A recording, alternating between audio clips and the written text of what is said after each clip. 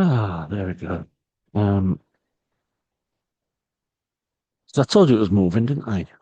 Um, leave a comment. If you have a question for the girls, then do let me know. Hello, Erin, and Megan as well. Ah, well, it gets more powerful the more you watch it because you know what's coming. Shari says, beautiful scenery and locations. Love that shot choice for the credits. Yeah, that was lovely, that.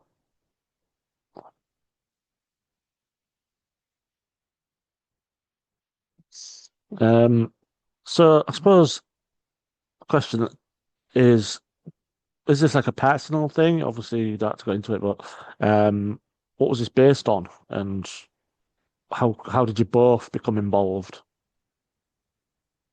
Yeah, no, I think it was very much a case that we actually done this whenever we were in university.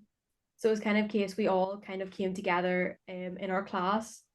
Mm, So whenever we realized we wanted to start a project, we wanted something that was meaningful, and we wanted something that really would have resonated with even people our own age or any audience. So what really resonated with everyone was kind of grief, something that everyone's been through. And I'd actually seen another short film which was very much based around two siblings coming together. And I really liked the whole sentiment because I'm actually youngest, two older brothers. So it was kind of a case of I know obviously if there's ever anything unfortunate, I know my brothers would be there. But there's also the whole idea of how much people really go through whenever they're going through grief. They have their own challenges, but it's also a case of how people do come together in the end. That was really the original idea, and then everything else stemmed from that. okay, cool. And Megan, how did you get involved then? You was some similar sort of thing, and what made you co-direct it, I suppose? Yeah, so that is kind of where like the original idea came from, and then like Erin said, everything was just kind of like a snowball effect after that. And I mean, unfortunately enough, like everyone on the crew kind of went through a loss around the same time. Oh, So it kind of became like a little outlet for us, and um like an accurate representation really of like how each individual person was feeling, all just like put into one script in one film. yeah, it did seem like a very accurate portrayal. It was very down to earth. Yeah, it was very subtle. But Syria asks, the music was a great element in the film. How did you work on it? So the end song is actually an original song from a band called Rhythm and Sticks, who Erin and I are very fond of. Um, Yes, actually, one of the other people who are working in the group, we actually discovered that her family is a band that I actually knew before. They'd be a very popular local band. So it's definitely a case that we were like, we would love for them to get involved because I've seen them live before.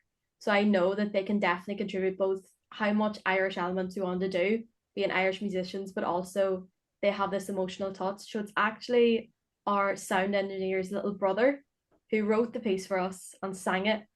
Oh wow. So it was very much, it was really nice. And it also kind of added that touch of how personal it felt to all of us. And I feel like yeah, that kind of resonated in the very end of how kind of personal the entire project was. Yeah, that was great. 'Cause it felt like a song. It felt like a song that we all know. You're almost like, oh, I know this, but it's a new song, obviously. Yeah, I'm sure everyone thought that. It's really well shot as well. I mean, there was even an aerial shot there, so I don't know what your budget was, but I mean, tell us a little bit about the photography. 'Cause, I mean, the scenery speaks for itself, but how did you capture it? And then that aerial shot. Yeah, no, it's very much, we really loved the landscape. Obviously, we were filming in Ireland. So it was obviously everything we wanted to do was kind of based around the landscape, based around using the environment around us. So when it came to the shots, I was cinematographer, but it was very much a case they kind of spoke for themselves. With the environment around them, we really wanted it to be a case of at the very beginning, the house very claustrophobic. But as they go on this journey, it's kind of the atmosphere gets bigger. They're in the woods, even the environment around them starts to kind of be more natural and kind of bigger, kind of just to show the growth between them. And Oh, then our aerial shot again was very much a family endeavor. It actually was my brother who helped us get involved. I explained to him kind of the premise, what we wanted, and how we kind of wanted to establish where they were and the environment. So he was very much on board and very much excited to get involved. But again, it was very much a case that we wanted the environment to be showcased with our characters rather than just the environment our characters were in. Very much intertwined. It's really impressive. I don't mean this to demean students, but you don't have a budget. You don't have anything. You have to use your friends and your family. You have to beg for favors. I get that. So when you see an aerial shot in a student related film, you have to sort of go, what do they do? You know, it's the equivalent of like, you know, big visual effects in a big budget film. So yeah, really impressive that you went out and you thought, I want this, and you got it. That was terrific. Very lucky, very lucky. Yeah. He's not even into film or anything. He's an engineer actually, so we managed to get a borrow from the company itself. So I love it. The casting as well. They were really good. In the oh, sorry, go on. Sorry, I was gonna say in like the very first draft of the script, there was it's like the script got changed a million times, so I can't remember which specific moment it was. But I said to our producer, I was like, I really want a drone shot. And I kept going at it for like the entire time we were writing the script. I was like, I really want to do a drone shot. And then it was just so difficult to try and find rentals and stuff like that, obviously, because you mentioned, you know, like budget and stuff like that. And then when ERIN's brother came along and said that we could use his drone, it was like a big relief because it just looks amazing and really just it does showcases the landscape. Yeah, it really does. Yeah, the casting wise, then the main talk. I just want to shout out as one particular. There's some really nice editing. I mean, when she wanders off and reflects, and there's those three shots of the dad in different positions. That was just perfect. It was just brilliant. You must have like agonized over that. I don't know if you did or not, but how long those cuts are when you're editing a film like that. But they were perfect, those three shots. So just tell me about the editing. Yeah, no, it was definitely, you're exactly right. You see, it was kind of a case in the very beginning, as Megan said, it was a lot of different changes to the script.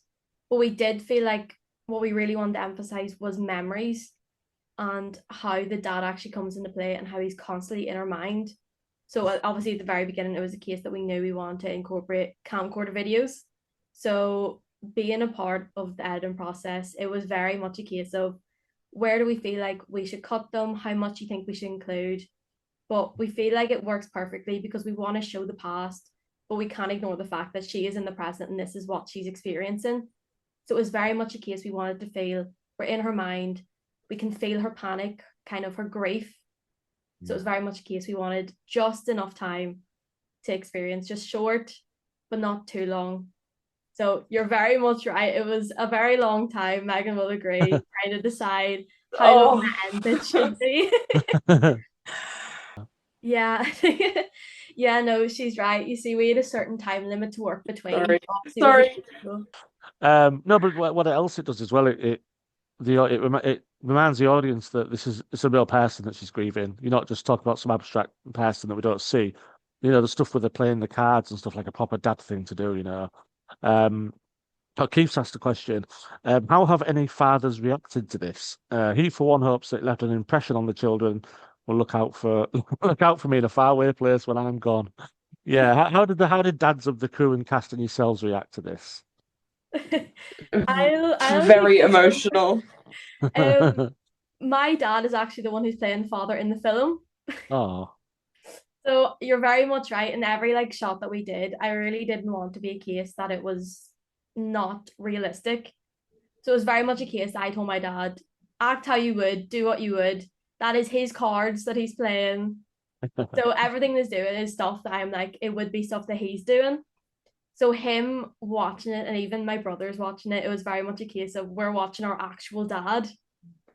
So it was very emotional, kind of that direction for me. But I feel like it's very much the kids, and very much I'd actually say girls. We're very much all mainly girl crew. So I feel like whenever you're a daughter watching that, you think of your own dad and you're sitting there like, oh no, kind of. Yeah.